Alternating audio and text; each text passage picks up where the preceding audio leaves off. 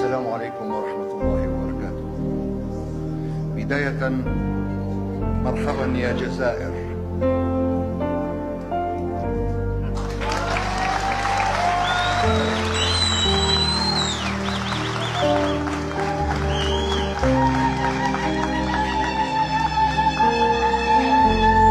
الجزائر ينطبق عليها بيت الشعر العربي القائل: يا ضيفنا لو زرتنا لوجدتنا نحن الضيوف وأنت رب المنزل. شكرا للجزائر، شكرا على هذه المحطة، والشكر موصول لهذا الأوراس الأشم الذي انطلقت منه شرارة الثورة في الأول من نوفمبر.